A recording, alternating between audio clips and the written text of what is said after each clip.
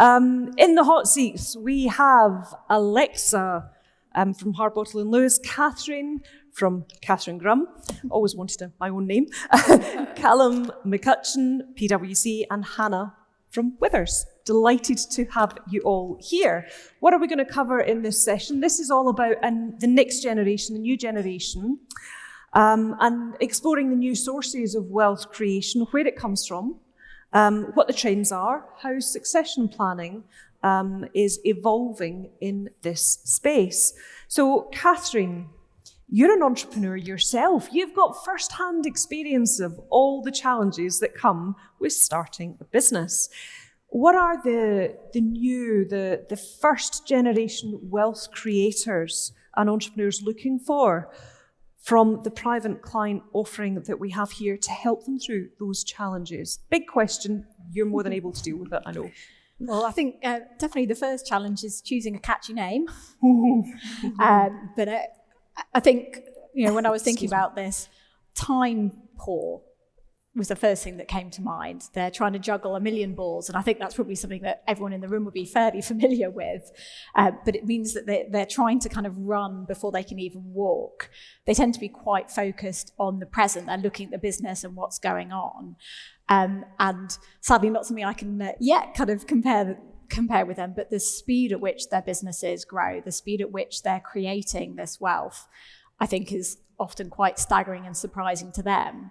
And if you kind of combine all that together, it means that they often don't know where they're going next. They're not looking to the future. So I think as advisors, one of our key roles is to help them get off the dance floor, if you like, and up onto the balcony so they can take a breath, help them to make decisions and see the big picture.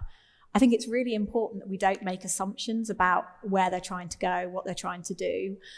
For some of them, tax will be important, but not necessarily for all of them. And you see a lot of new wealth creators looking at structures like B Corps and things like that demonstrate the fact that they're interested in a lot more than just tax or even just making as much profit as possible. If we're looking at how we support them, I think on a day-to-day level, those who need support because they're time poor, if you're thinking about new wealth creators, you might be looking at something like a founder's office for them. So putting a team together of advisors who will collaborate, but who are much more focused on the wealth creators and their needs, if in comparison to, say, a family office, which is more of a sort of multi-generational legacy support. And I guess the final things, when it comes to succession, a lot of the businesses that are being created are often quite tech heavy. And I actually think from this generation of wealth creators, there's going to be less of a family business succession and more of a wealth succession. And so if you're not passing on the business, but you're passing on more of a diverse portfolio of assets, it's really important for them to think about what are our shared objectives. If this portfolio of assets is going to be passed on to future generations, what's it for and how are they going to work together? Yep. Great. So continuing that in terms of challenges, Callum, can I turn to you? We're fed up saying it, I'm sure the world is increasingly digital and online now. From your perspective, how are the entrepreneurs and the new wealth creators approaching the digital environment as compared to our traditional private client offering? Yeah. I think that's really interesting. I think everyone in the room will be familiar with the fact that the younger, the newer generations are more tech literate. They are more willing to adopt technology, use it in earnest. And I think they've grown up and become more accustomed to being more connected through technology. They've become accustomed to having access to more data through technology, having more information at their fingertips. And I think that's an interesting that has an interesting impact in then how they think about what they expect from technology and how we as advisors need to help them. Right? They are going to be expecting more immediacy from data. They want data quicker, they want data faster. I think that's Catherine's point around they're happening really fast, right? So getting access to that information. And they want transparency of that data. They want to be able to look across it, they want to drill into it, they want to get a real good understanding. And the interesting example I like to think about is, I can pull out my phone today and I can go and download an investment app or a digital asset investment app. And within a few minutes, right, I can send a face scan, I can send a passport photo, and I can buy and sell investments. And I can see real time the price of those investments, my portfolio. I can look, there's often some of them have trends of what other people are doing. They have other statistics in there too. And that's not to dismiss the complexity of what everyone in this room does. It's just to say the expectations of that next generation are changing, and they can see what technology can do, and they have more expectations of what technology can do. The other point I'll kind of add to that, which I think touches on some of the things we've heard already today around sustainability, etc. I think purpose is really important. I'll link it into technology in a second, but we've heard today already that this next generation, they want to run a profitable business, right? It's not all about sustainability is important, it's increasingly important, but they want to be profitable, they want to grow a business. And so there's a balance there, and they look to technology, look to data as a route to help them with that. So, how do I ensure my business is profitable but has a purpose? And also when I'm engaging with my advisors, I want them to be aware of that, and I want to know the impact of my investments. And I think that's going to be a space that trends and changes over time. I think we're going to have greater access to data in that space, and clients are going to demand more data in that space. I want to know what my impact was. I want to know what my purpose has been. How do I track that? So staying with yourself then, what particular advice would you give private client advisors, such as the wonderful people here, when they're looking to respond to that dynamic and those needs? Yeah, it's a really good question. There's lots of things I could say. I'm going to stick with one. And the one thing I'd say to everyone in the room is, be bold with technology, right? I think one, because that's going to help us respond to those needs of our clients. And two, which is an interesting point. So PwC Channel Islands, we're running a private wealth survey at the moment. That's being released end of the year. So watch this space. But as a bit of a preview of that, one of the stats I thought was really interesting coming out of that survey was we asked private wealth businesses, advisors, where they saw the biggest potential impact for technology to their business model in the next few years, and indeed, in respect of how they're going to service clients. And what I thought was really interesting was there's sort of two camps. There's those that are looking at productivity gains. So how do I use technology to be quicker and more effective at servicing clients? And that talks to that immediacy point. I want data sooner. I want more data. And that's really important. There was a slightly smaller group that was focused on how do I fundamentally change my business using technology? How do I think about using AI to deliver really distinctive service? And we've heard already today about the importance of personal relationships and how can technology support us in building those? And my sort of advice to everyone in the room is be bolder about being in that second camp, about fundamentally changing the way we think about using technology, right? And to give maybe one example that's in my head, it wouldn't be a conference in 2024 without talking about AI. So I'll talk briefly about generative AI. If any of you have seen some of the latest models, coming out from OpenAI, some of the O1 models, they call them agent models. They're really quite interesting. And they have a lot more autonomy to go and reason through a decision and take actions, right? They're more complex thinking, trying to overcome some of the limits in the past of domain knowledge and understanding, which some of the earlier models didn't have. And look, it's anyone's guess where that takes us to. But what I think is really interesting there is I don't think we're far off a world where you could be sat in a conversation with one of your clients and you have an AI assistant helping you. You've had a conversation, you turn to it and you say, look, we've been talking about making some philanthropic investments and structures. Can you help me research a few targets based on some data I have available? Can you help me think about how we might do that through a Guernsey structure? Can you help me draft some of the documents for that?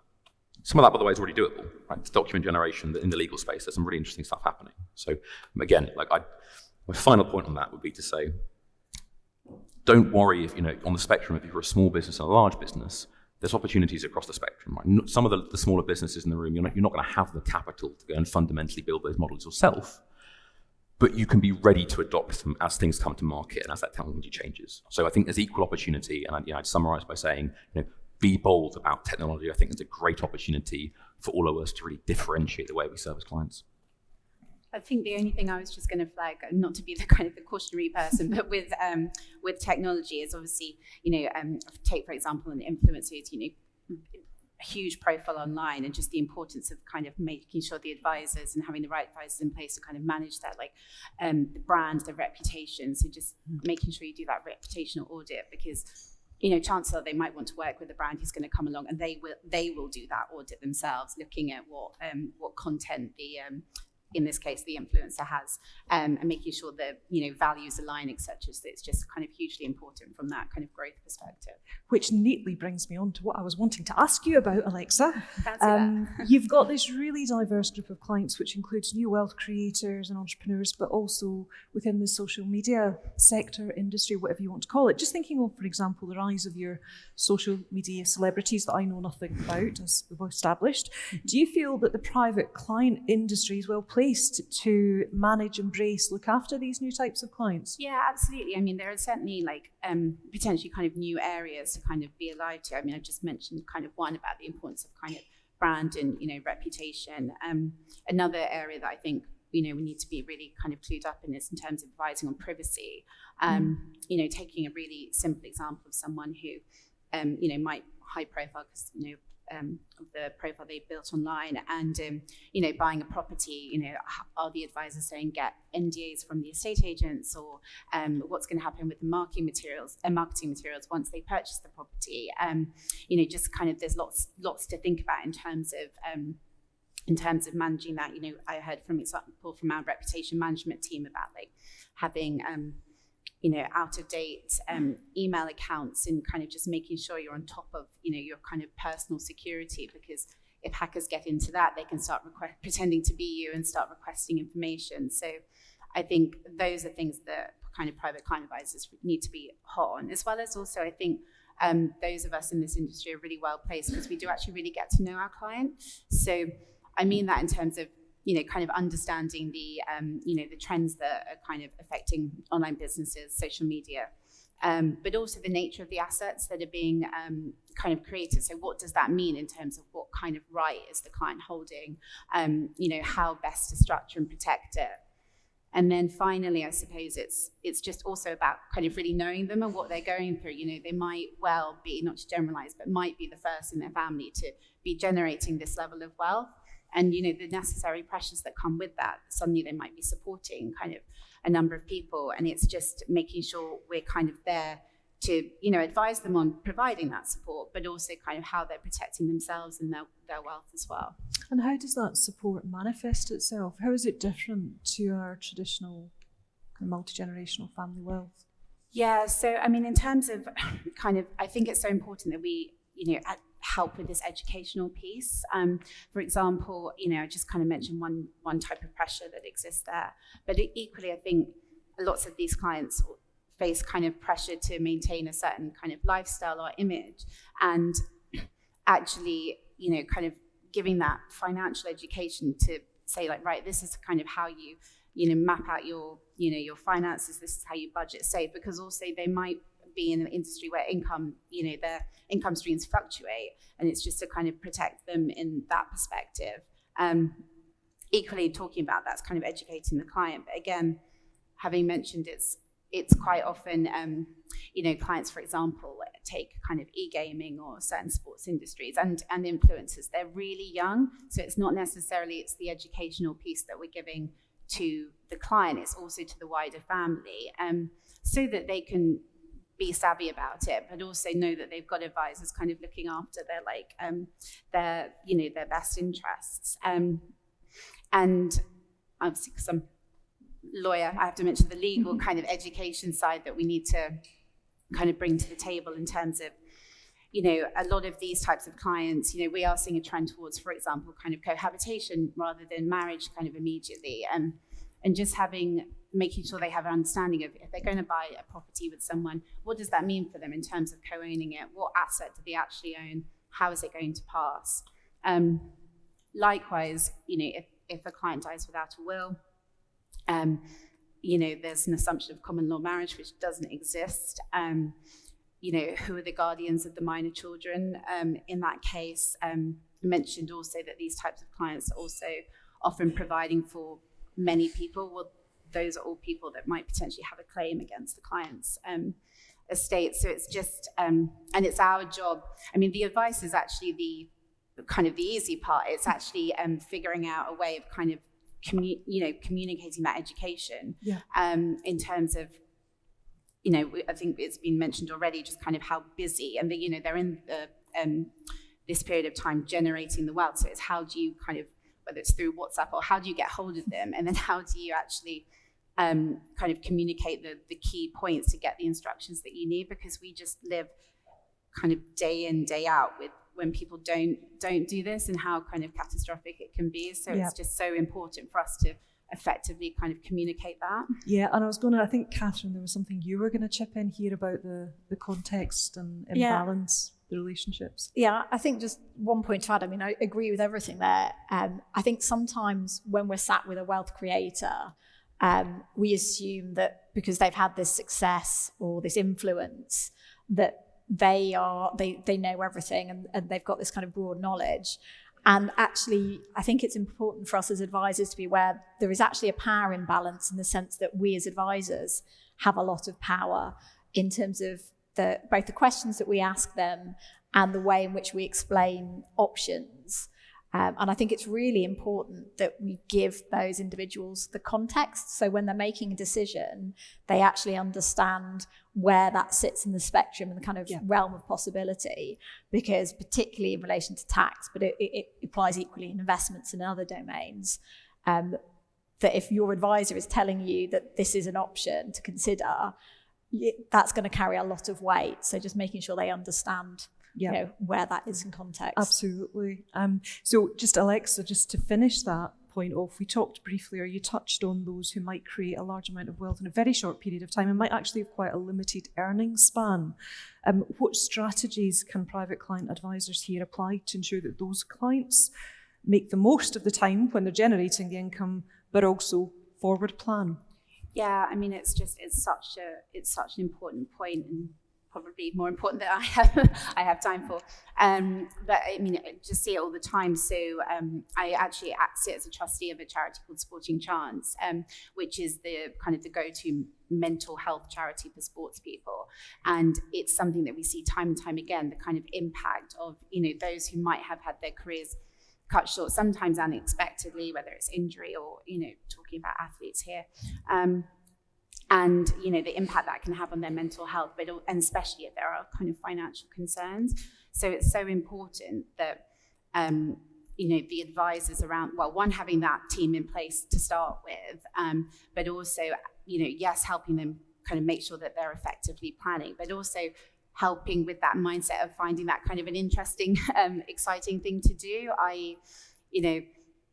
Let's think about what property you want to buy, or what is your legacy, what are your philanthropic goals, because legacy is quite important, often quite important to these clients, and just really having the kind of discussion, again the education about kind of the psychological aspects of kind of having that sudden wealth, because one of the issues to kind of throw up is I see it through Sporting Chance, but also professionally, where, for example, something like gambling takes over with these clients that have generated wealth really quickly, and the impact that it has on them, obviously, but obviously their family, and it's devastating. And I was actually at the Sporting Chance conference last week, where they had a session was run by a group of actors, and they went in and they do this. They go into various sports clubs and they run these sessions on, educating and kind of encouraging discussions around different aspects. And one of the ones that we saw was an actor playing the part of a wife of a gambler, and it was just so impactful in terms of what she was going through, the kind of the comments she made about the advisors effectively enabling this behavior. And I guess that kind of goes full circle to the education point, because it was just such a unique way of giving that educational piece. And, I can imagine them going into kind of, various Premier League, sports clubs, etc., and being able to kind of communicate why this is important. Whenever I hear advisors talk about enabling, I always think about Britney Spears. Given the circumstances she was in. Gambling, gaming, that gives me the opportunity to shift to yourself, Hannah, because we did make a connection, didn't we, between gambling and gaming? We thought it was an interesting segue. Yeah, I wanted to ask you about another aspect of wealth generation, your work in the Middle East, because you've got lots of Middle Eastern clients. Are there any shifts there in terms of how they are looking at their wealth and how that's influencing how they service their wealth? Yeah, absolutely. So I think it's really interesting that the Middle East is a topic on conferences like today. It's because, and Edwin was saying in his opening talk about kind of the diversity and the differences that are happening across the globe, and that we have to look globally. I did have some statistics, but the GCC countries, their total wealth is expected to rise from 2.7 million to 3.5 trillion, by 2026. So we're looking at a massive growth in wealth across the region, combined with a new generational shift down, because these are relatively new jurisdictions, relatively new countries where wealth has been grown up very quickly, largely on the back of oil and energy sector. And we're seeing and experiencing now that shift down, a lot of it from family businesses and the new generation coming up. Some of it is the same, but very different to what we've been talking about today. When I first looked into it for the panel, there's a lot of similarities in relation to, passing wealth down, having that structured, having that in a way. But we have to remember in the Middle East that a lot of this is the first time. There's no examples that these families are following from previous generations that we have the beauty of here. So a lot of it is novel and a lot of it is learning. So the education piece and all of that feeds through in exactly the same way as advising any generation. But I think sort of one of the other interesting points that comes through is the push actually within the regions and within the countries themselves. So going back to the tech point and back to gaming and back to technology and AI, I don't necessarily see the same in terms of my client base for the entrepreneurs and wealth builders in this way. It's more of the inherited wealth. And it's coming from actually the fact that these countries are the ones that they're investing in it. They're the ones that have got the money to build it and to invest in it. I think my understanding is Riyadh, there was the biggest gaming contest held in Riyadh recently. Not my world, but it attracts a huge amount of people. I was looking at things with the OpenAI. The Kingdom of Saudi Arabia Sovereign Wealth Fund is building, their own AI fund with its PIF fund of nearly £40 billion that they can invest into it. Abu Dhabi Sovereign Wealth Fund is creating its own AI fund. So there's a slightly different nuance in terms of what this tech and new wealth and generation are bringing in the region. It's more about the investment side that the next gen are feeding from. And you were saying that there's an awful lot focused on science and tech. You talked about the Forbes, when you were prepping, about the Forbes top 30. Yeah, I was just having a look I was in Riyadh last week, and I was looking through the Forbes top 30 and 30 in terms of the entrepreneurs there. And it was all that generation was sustainability, tech, sciences. It was noticeably a high proportion of this young wealth that's coming through that are dedicating their time to it in the same way that we're seeing here. I think one of the differences when I tried to turn that into, well, how does that work in terms of advising these people? One of the differences, I think, is that you have to remember for lots of Middle East families, there's been that passive wealth down, or it's happening now. But that wealth isn't always just for them, and it's not just for the individual, the young entrepreneur you might be talking to, that it's still part of that family's wealth. And that young person might have been given an opportunity to invest on behalf of their family. There is still perhaps other members of the family that they're responsible for. There is still a hierarchy of them saying, well, actually, I've been given this ability by patriarch or matriarch to do these investments, but I've got to report back. So it's a slightly different way of advising and understanding, of getting under the skin of how they want to do those investments and how they want that to run. Yeah. Okay. And are Middle Eastern high net worth families still looking to relocate to the UK? Or is that appetite changing, altering? I think it's pretty similar to what we were saying, the previous panel was saying. Still, it's a watch this space. I think that the families from the Middle East are obviously looking very interestingly in what's going on in the UK. We talk about instability here, and we talk about that we've got a period of uncertainty. You sort of had to put that in context a little bit in the Middle East in terms of stability and uncertainty and what that means for them. So it might not be that they have the tax and regulatory uncertainty, but Middle East families will always be looking to the UK and places outside of the Middle East for safety and for bolt holes and somewhere that they can park assets and have the regulatory regime that we've all been talking about to make sure they've got a safe place that they can land wealth, or that they can have physically a piece of real estate that they can go to if they need to. So I think it's not so much that are people relocating. I think people are still investing into the UK. I think after April, when we have some certainty on, after October, when we have some certainty on the tax landscape, there'll be more investment coming through from this hopefully huge amount of wealth that we're seeing growing in the region. But also on that topic in terms of Middle Eastern relocation, touching again on what the first panel talked about, it's not just are we seeing Middle East wealth and Middle East families coming here, there was a huge shift of our non-doms and our UK people heading over there, and the UAE are gobbling them up with open arms. You know, it's an easy place to be. They have a low tax regime. You can get your visa easily. So it's actually a two-way street in terms of we might be looking at, are we still attracting people here and that wealth and investment here, which frankly I do think we will do, especially from the Middle East. But there's the other way as well that we have to think about. Yep, great answer. Thank you. Keeping with the discussion about families then, I'm going to come to Catherine, if I may. You know, we've kind of touched on this to some extent already, but no two families are the same. Modern family is much more complex. We've got blended families, children born outside marriage, surrogacy, so on, often with different and opposing values and attitudes. How do you, given your particular line of expertise, how do you approach forming family constitutions in that kind of succession-esque, and I mean the drama, type scenario?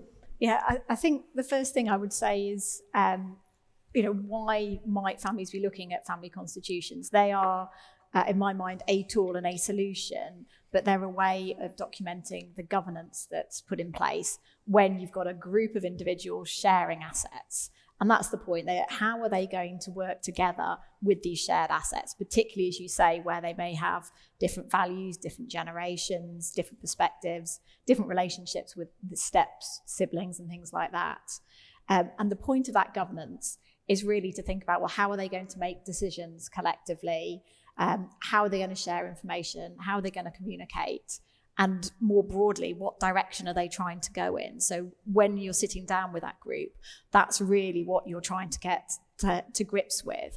And you have to speak to each individual, because I think Edwin alluded to earlier, there's nuances. You can't make assumptions based on generation or gender or anything. So what is each individual's perspective? And then you've got to bring that back together and say, well, how does that look in the round? What are they trying to achieve? And is there a sort of shared ambition or shared drive that would enable them to make compromises if they do have different perspectives or different values?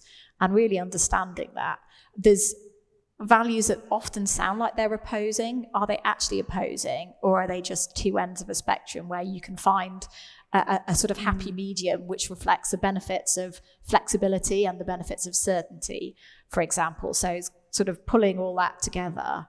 And really then the other point I would say is just the importance of having that conversation with those families. If you know there are differences in values, or there's differences with blended families and potentially different family members inheriting, often I think there is a reluctance to engage in conversations because they think they might be difficult. Well, if you're not having them and say you're the wealth creator or the founder, how much harder do you think it's going to be for your children or your nieces and nephews to deal with that when you're no longer here, when you don't have the opportunity of explaining what your vision and what your hopes are for them? So I would say, you know, if you're not having those conversations because you think you're protecting people, you're not therefore preparing them for the future. Good advice. I'll close, if I may, Callum, by coming to you. Given what we've discussed already, what makes jurisdictions like Guernsey well placed to support and nurture those new wealth creators, both when they're starting the journey, but also as they go through? Yeah, absolutely. I think that the first panel did a pretty good job, I think, of covering. Most unkind. So Neil kindly avoided buzzwords. I apologise in advance. I have three. But I think what's important from my perspective is stability, which we've heard about today. It's connectivity and it's experience. So, stability we've heard about, right? In this geopolitically uncertain, economically uncertain kind of environment with complex families, complex structures, stable jurisdictions are, that's the gold standard. That's where people want to be, right? I think Guernsey does a fantastic job of that. Self-governing, highly regulated, a great track record. I know many of the people in this room today, really experienced professionals that have built trust in Guernsey as a centre, right, a financial centre. So stability, I think, hugely important. Connectivity, I think, is really important, and that's both internally and externally. So external connectivity, right? Guernsey has connections to many of the financial hubs around the world. That's really important. We've heard about that today, both for existing generation, new wealth creators. And we have a fantastic group of professional bodies on the island that often have multi-jurisdictional offices, right? So you can come to Guernsey and you know you're going to find the right advice and they can divert you to the right place. I did want to flag the internal connectivity, which I think is also really, really important. You know, we're really fortunate in Guernsey that we have fantastic collaboration between business, between government, and between regulators. Right? We can adapt quickly, we can move quickly. You look at some of the things, you know, the Bitcoin ETF launch, for example, in the past, some of the structures Guernsey's put forward. And I think when we look forward in the future to, you know, changing world, new technology, uncertainty, Guernsey is well positioned to respond, right? Because we have that fantastic network locally on the island. And finally, and of course, last but not least, right, experience, right? And that's testament to everyone in this room today. We have over 50 years of fantastic experience on the island. We are trusted advisors. And I think someone said before the word quality, which I think is really important, right? We are a quality jurisdiction providing quality service. And to draw back to my point around technology earlier, technology is absolutely an enabler, but it can't get us away from that human-to-human relationships we build with clients in a trusted way. And I think, you know, Guernsey is fantastic at doing that. And I would say our panel's been fantastic again, getting 39 seconds to go. You'd think we'd practiced. Can I ask you to say a huge thanks to yet another fantastic set of panellists, and thank you again on behalf of Guernsey Finance. I think it's break time.